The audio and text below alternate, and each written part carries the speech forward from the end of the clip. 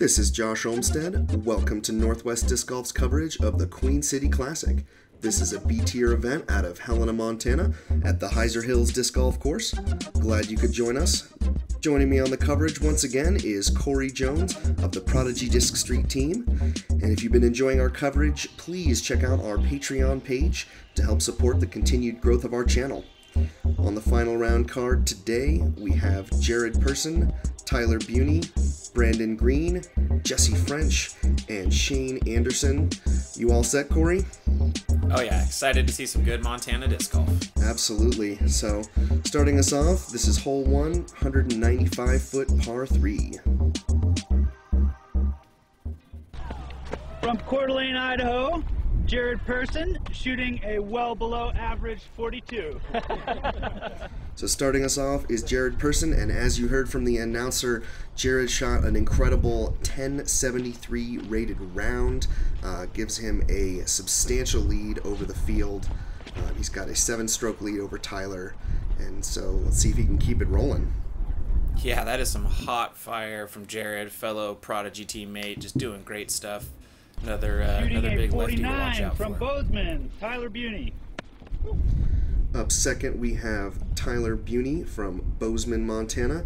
Tyler helps run the Rocky Mountain Championships, which is one of Montana's A tier, so he's definitely well known in the area. Starting off with a righty backhand. It's looking good. Yeah, I imagine that's going to be the most common play for anybody right-handed, and that was a pretty darn good shot hitting the pole there, so good on him. 50 from Spokane, Brandon Green. Brandon Green from Spokane, Washington. Definitely have a nice mix of guys from all over the Northwest, Idaho, Washington, and Montana on the card. Yeah, it's always nice to see people from different regions, and in the Northwest we all kind of call everybody in the Northwest brothers, right? So everybody's kind of at home here, but it's really nice to see that spread. So Jesse French, the local Helena representative, he knows this course quite well, so expect to see some local routes out of Jesse here. Gets a little bit caught up early there, but yeah, it looked like he was maybe trying to play the skip. You know, the hole only being 195 feet, a skip shot's not a bad play. Definitely. So Shane Anderson from Missoula, Montana will finish off the card here. Shot a 52 in the first round. Doing some good work here. It's definitely a scoreable course. Definitely going to see these guys go well under par, hopefully. Yeah, of course. Oh, not a bad way to start hitting the pin. So 2 on the pin on the first hole. That's a good start for any card. Yeah, definitely the sort of must-get hole 1 helps to start with a birdie when you're going into sort of a shorter course, although it's certainly not that short. There's plenty of longer holes here as well.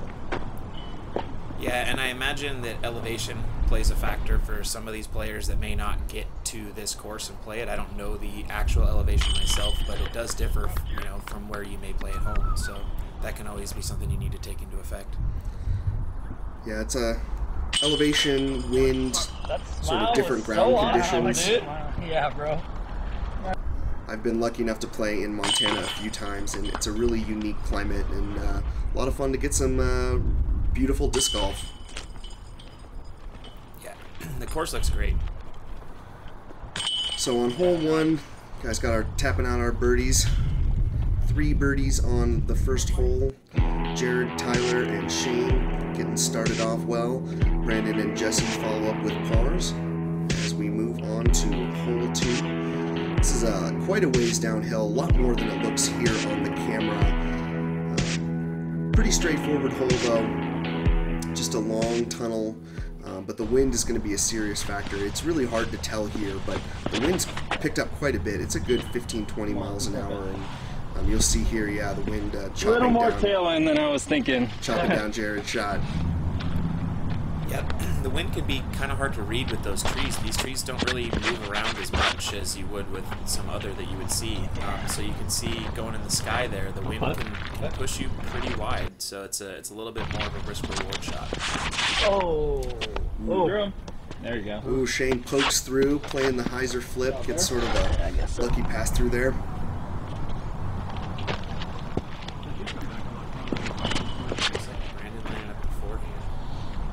see if he can throw a 340-foot spike forehand. And yeah, that's a good shot. He's just outside circle's edge, maybe 35 feet. Yeah, that's going to be very playable, though. And I mean, the advantage to these shots that you're seeing here is they're taking the tunnel out of play, they're taking the trees out of play, but then you have to account for the wind, which looks like kind of peeking up the that skirt. was pretty much where he wants to be. A little roll away from Jesse, but I mean, that he's putting there, so. Shane comes up a little short on his birdie putt, and see if Jared can keep it rolling. Oh, great putt there. Yeah. Nice putt, Jared.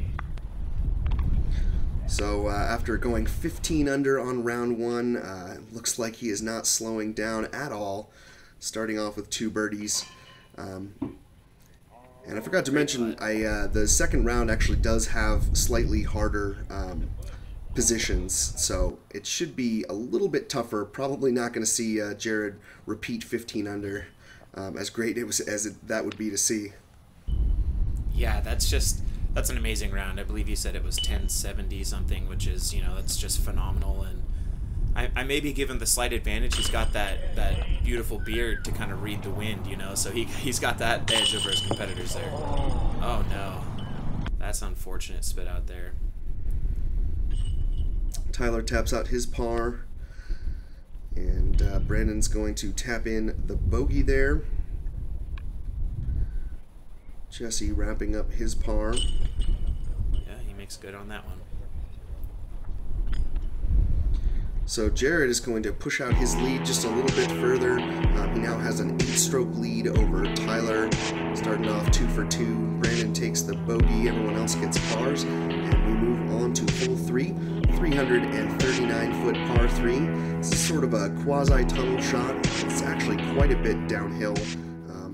Plays just a little bit of hyzer for the right-hand backhand. Basket is on the edge of this huge ridge that you'll see.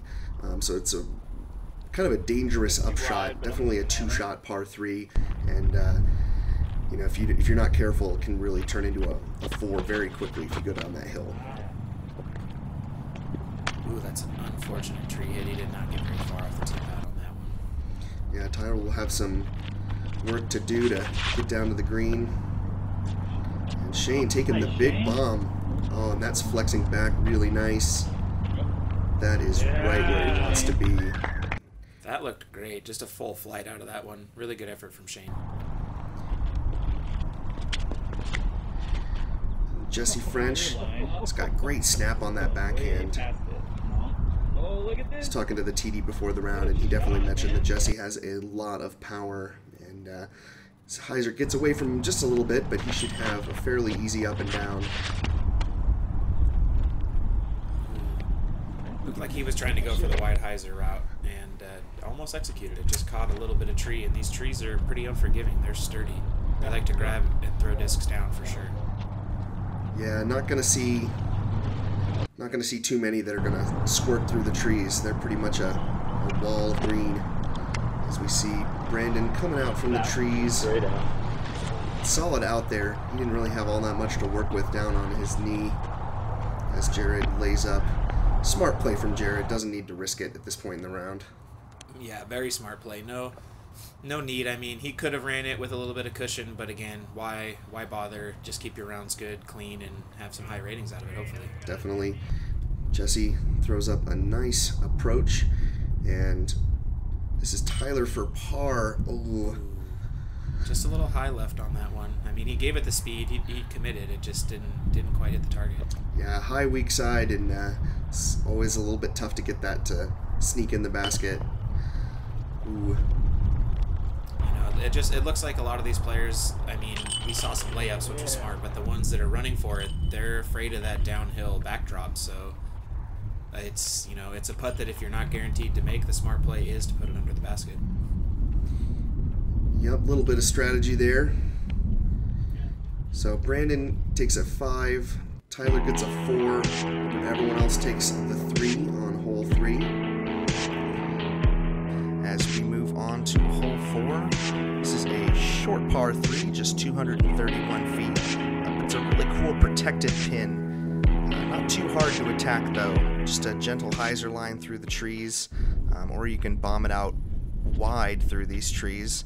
And of course with a lefty on the card, we're going to get to see a whole nother set of lines. Always fun on the coverage.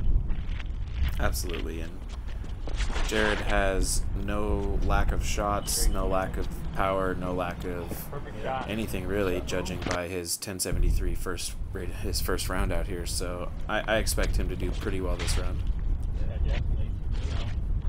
Yeah, definitely using his local knowledge, being a Montana pro.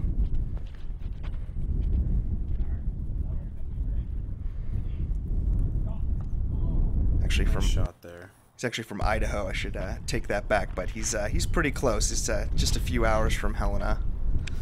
Yeah, a lot of those areas tend to intermingle, but yeah, you are right. He's from Idaho, Prodigy, and I believe he also represents Team High Country.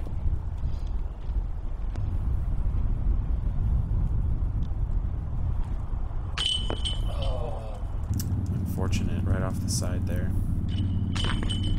Nice putt for Brandon there, and that's a really good redemption birdie for him after struggles on the last 2 holes. Always good to get a birdie putt in you to settle the nerves. Absolutely. Jesse also taps out a 2, so some pretty good work from the group on this card. We're going to have 3 birdies as Shane taps out his 3, and some good work there. Yep, we got it on camera. We got that.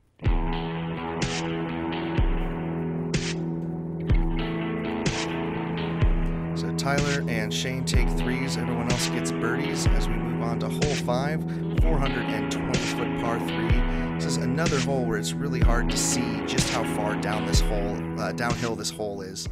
Really cool hole.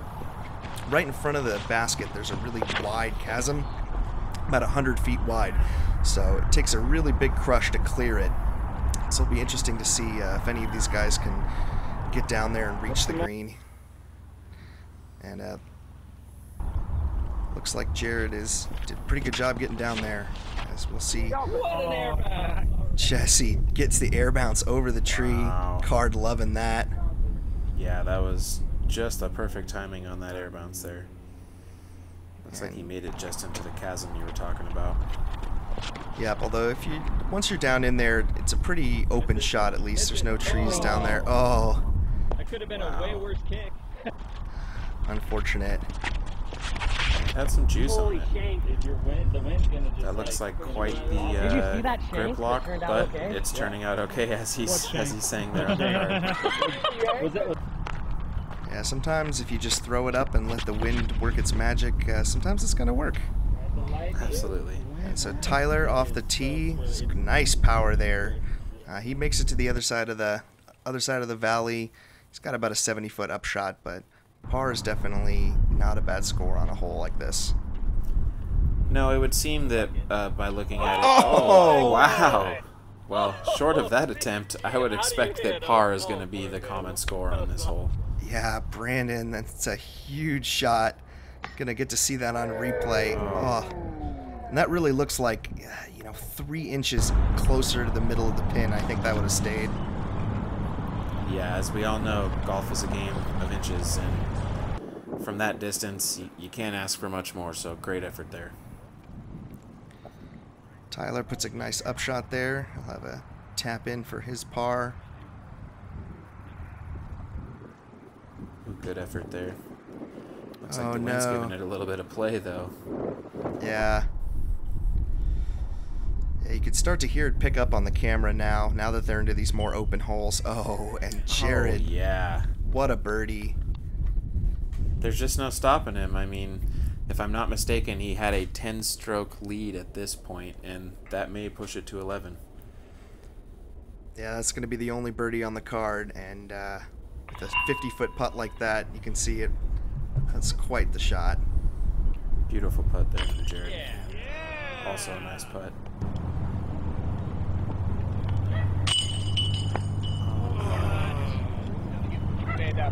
Yeah, Shane earned that one, and especially after the roll away, he played this hole too good to take a bogey. That's just unfortunate breaks. Very unfortunate, you know, just the slightest bit to the side, a little bit more towards the center, and it might have stuck, but that's just a heartbreak after what he had to go through. Very unfortunate. So Jared takes the birdie to move him to 19 under par, pushes lead to 11 strokes over Tyler and Jesse, and Shane takes that unfortunate bogey. As we move on to hole 6, this is a 450-foot par 4. It's really closer to a long par 3, but it plays quite a bit uphill. Definitely a very, very harder to hole to reach. Only the biggest arms are going to be able to get it up there. And Jared takes an early tree. Yeah, it's something that film just struggles to translate is elevation, whether it be uphill or downhill. It's just you can never quite see the amount of elevation they're playing with, and that looked to be a smash.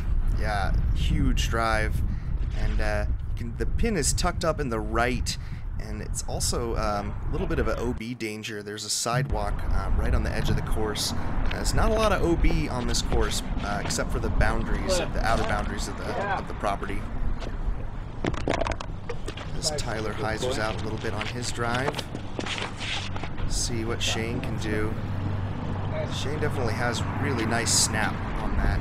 Does a lot with his wrist. Yeah, that looked to be a very clean pull. Very nice. These are a lot of guys that even Jared doesn't necessarily get a lot of camera time, so you know it's going to be nice to see a lot of new faces out here and see the way they're playing. And right now, Jared is playing just about as good as anybody can. So this is really, really good action happening right now for the Queen City. Great upshot there for Brandon. Tyler also with solid work there. Great shot. And there's Shane with his second. Scoot's a little bit long, but he'll still have a pretty good putt for par. As Jesse, after that monster drive, it would have been good to see him get a birdie from back there. Great effort and amazing drive. Ooh. Well, the benefit of having a few strokes. And Shane missing his 25-footer for par. So we'll see if he can tap out his bogey here. Ooh, that barely stayed in. Looked a little bit frustrated there. Yeah, there's no lack of effort on those putts. I'll give him that much. It'd be nice to just see him shake it off, move on, and have some fun.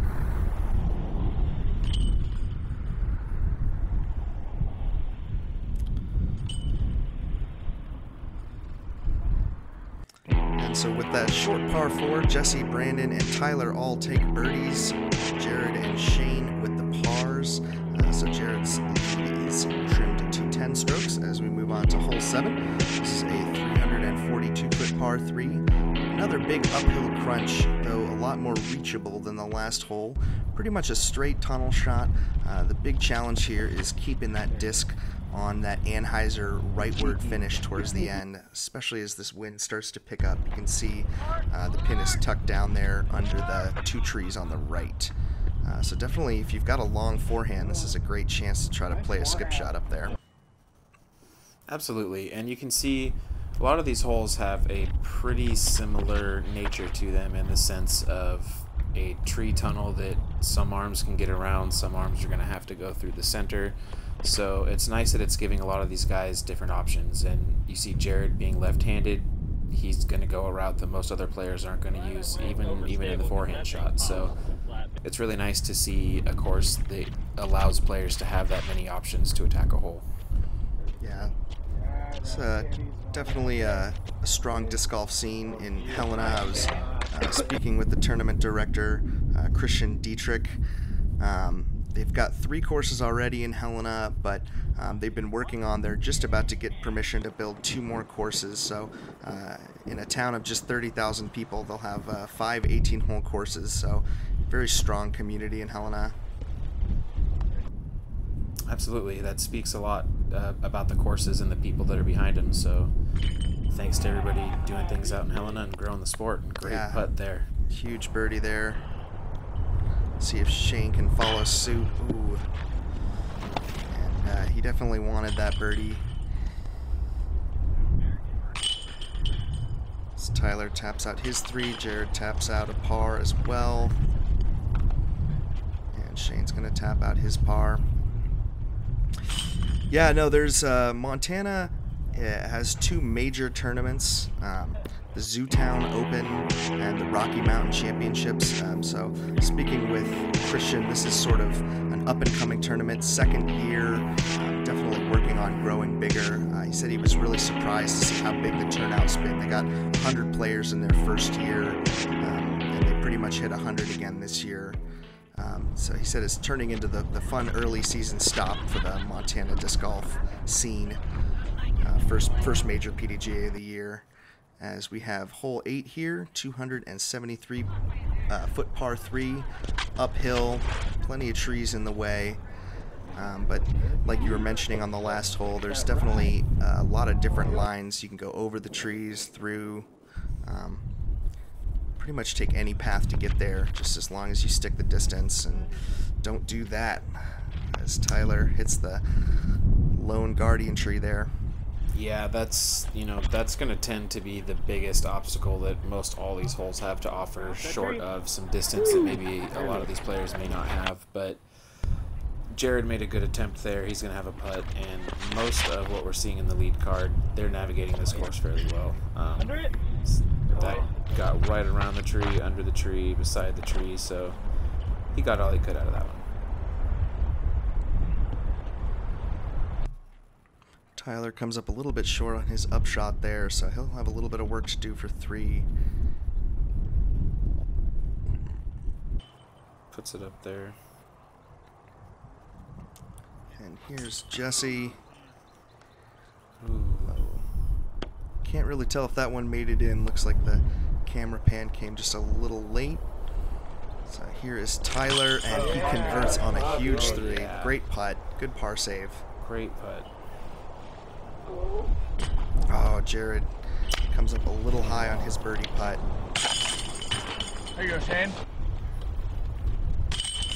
Good birdie for Shane. And it looks like everyone on the card is going to wrap up par, so no movement on the leaderboard here. But pretty consistent play on a windy day. Yeah, these guys are doing what they need to do. Yep, so Jared keeps his lead at 10 strokes. Everyone else is hovering at around even or 1 or 2 under par, except for Jared, who's at 4. As we move on to hole 9, 420-foot par 3. This is a really cool hole, one of my favorite on the course. Plenty of trees to get through on the start, but then you have to deal with a really tricky protected pin surrounded by a really tight grove of trees. And the basket also plays on another one of those kind of death roll ridges. So for the front 9, this hole kind of combines all the different elements we've seen so far that make this a tricky course. So And that's always a good turning point in the middle of a course as well, when you can put all of those elements together in one hole and kind of remind players what they've dealt with and what they have to look forward to. So tough break for Jesse there. That's an early tree, and on a 400-foot hole, he's going to have a lot of work to do to get up to the pin. And Jared, once again, opting to simply go around everything and take most of the hole out of play. Let's see how far he bombed up there. It looked like he got some good distance on that hyzer. Yeah, Jared is a very consistent thrower, and his hyzer game is nothing to write off. He can throw. Oh, we didn't turn at all. Jesse is, looks like he didn't quite make it into that grove of trees, so he'll have about 100 feet left. And it's a pretty good shot, except it's behind the last guardian tree there. Here's Brandon with his upshot. Oh, and that's a nice play. That's a very smart play. Great play. So Jesse continuing to struggle. I believe that was his fourth throw down to the pin. So this is his putt for 5. I believe you're right there, and he unfortunately he's letting this hole get to him. Yeah, that's heading down the back. I think he's got a little bit of ways to come back, and looks like Tyler got a similar fate. That is the danger that these greens can create. Yeah, and with a lot of wind up there, it really makes it a real mental challenge to gauge how hard you want to run these. Well, and the ground oh no, unfortunate. And the ground itself being so hard pack and mainly dirt and rock, there's not a lot of grass to slow your disc down. If it catches an angle or gets some wind, there's going to be movement. So it really makes the player think about how you have to place that putt. Wow. So it was actually his 4th that rolled down the hill, and unfortunately that spit out was for his 6th. So Jesse's going to have some work to do after a 7 here. As Shane taps out there. Definitely a tough hole though. Par definitely a good score to get. Absolutely. So on hole 9 we had pars for Jared, Brandon, and Shane. Tyler takes a 4, and Jesse moves back to 2 over for the round. So after 9 holes, Jared continuing to roll, comfortable 11-stroke lead. We'll see if someone can put together a big move on part 2, so make sure to stick around for the back half of this course.